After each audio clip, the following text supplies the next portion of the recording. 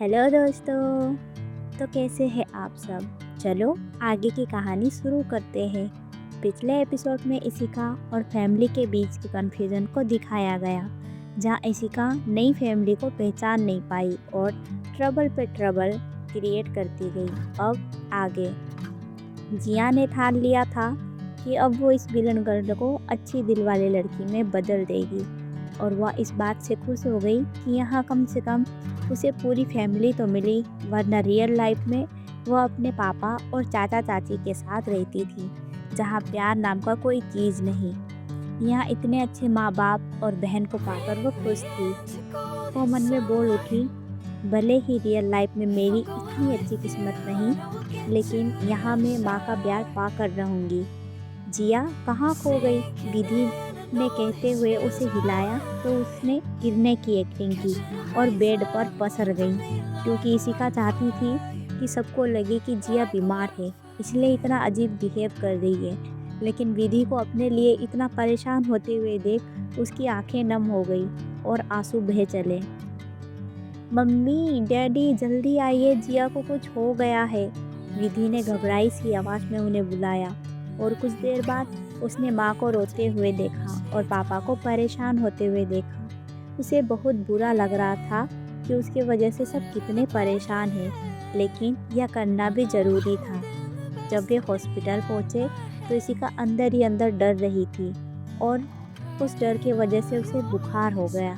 जब डॉक्टर ने उसको चेक किया तो उन्होंने बताया कि बस नॉर्मल सा बुखार है और वह ठीक है, तो सबने राहत की सांस ली।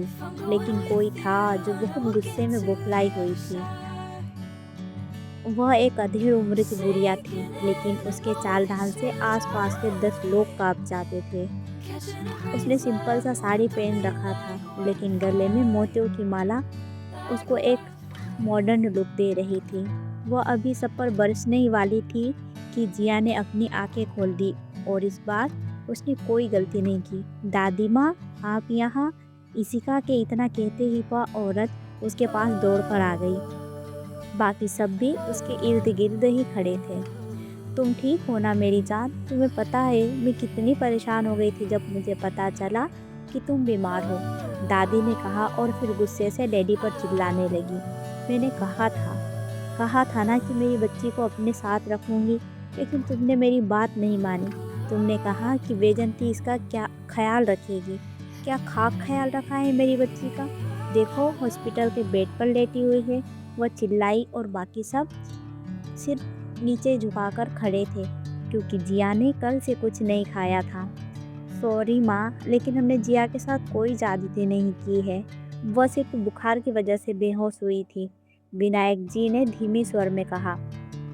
लेकिन जिया ने तो कॉल पर बताया था कि तुम लोगों ने उसे खाना नहीं दिया और उसे घर आने से भी मना कर रखा है, दादी ने कहा। तो माँ ने इशिका की तरफ देखा और बाहर चली गई। इशिका भी भाप चुकी थी कि माँ को बुरा लगा है, इसलिए वह बेचैनी से माँ को बाहर जाते हुए देखती रही।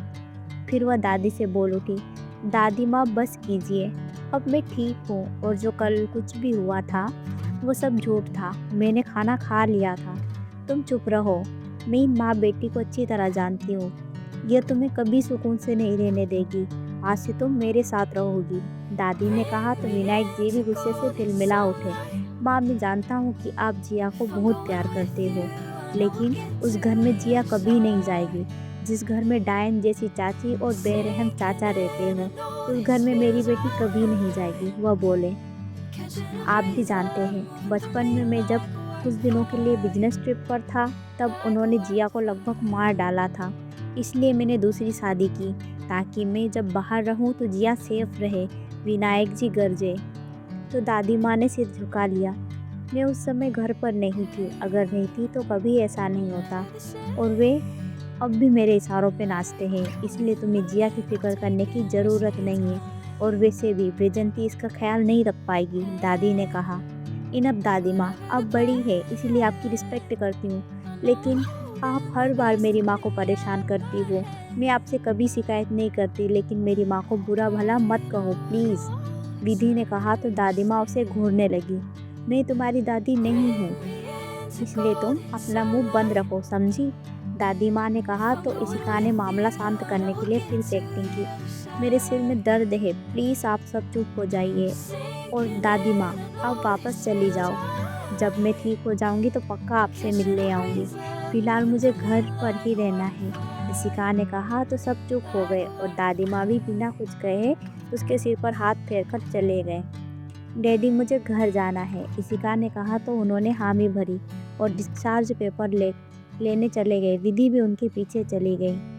उसने पूरे रूम को देखा। यह लग्जरी होटल जैसा था, यहाँ सारी फैसिलिटी थी, लेकिन उसे ये जगह पसंद नहीं आई थी, क्योंकि इस जगह उसने फैमिली को लड़ते झगड़ते हुए देखा था। क्या मेरे नसीब में फैमिली का प्यार नहीं है? मुझे हमेशा ऐसी फैमिली क्यों मिलती है जहाँ लड़ाई झगड़े होते हैं? वह उदास होती हुई बड़बड़ाई कि तभी माँ और विधि अंदर आ गए। विधि और माँ ने इशिका को उठने में मदद की और कार में बिठा दिया और फिर कार घर की ओर निकल पड़ी। इशिका पूरे टाइम माँ के पास रहने की कोशिश कर रही थी, लेकिन विधि माँ और इशिका के बीच बैठ गई थी। इसीलिए इशिका ने विधि के कंधे पर ही अपना सिर रख लिया। जिसे ऐसा करते देख विधि ने कोई रिएक्शन नहीं दिया, क्योंकि उसने आज जिया के बदले स्वभाव को नोटिस किया था। जब वे घर पहुँचे तो घर का माहौल ठंडा था। कोई एक दूसरे से बात नहीं कर रहे थे।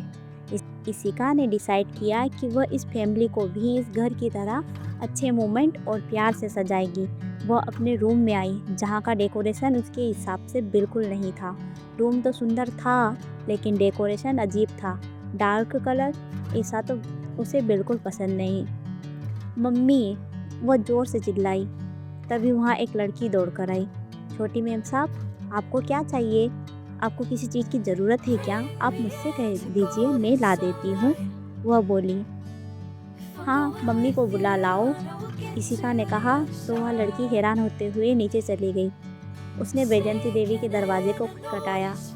क्या हुआ पुष्पा, क्यों दरवाज़ा खटखटा रही हो? विनायक जी ने कहा तो उसने बताया कि मैम साहब को छोटी मैम साहब ने बुलाया है, पुष्पा ने कहा और वहाँ से चली गई। वैजयंती देवी ने भी सब सुन लिया, इसीलिए वह उठी और जिया के कमरे की ओर बढ़ गई। जैसे ही वह अंदर आई, इशिका ने तुरंत उन्हें अपने साथ सोने के लिए कहा। फिलहाल वो भले ही 20 साल की जिया के शरीर में थी, लेकिन उसके अंदर अभी भी 16 साल की इशिका थी, जो हमेशा से माँ के प्यार के लिए तरसती थी। इसीलिए वह बिल्कुल बच्चों की तरह वैजयंती देवी के गोद में सिर रखकर सो गई। उसे ऐसा करते हुए देख वैजयंती देवी हैरान थी, लेकिन फिर भी उन्होंने उसके सिर पर प्यार से हाथ फेरा और इशिका धीरे धीरे दिल। दोस्तों, आज का एपिसोड भी यहीं समाप्त होता है और आपको ये एपिसोड कैसा लगा कमेंट करके ज़रूर बताएं। कहानी पसंद आ रही हो तो लाइक करें और चैनल को सब्सक्राइब करें, ताकि आने वाले वीडियो की नोटिफिकेशन आपको मिलता रहे। और मिलते हैं अगले एपिसोड में, तब तक के लिए बाय बाय।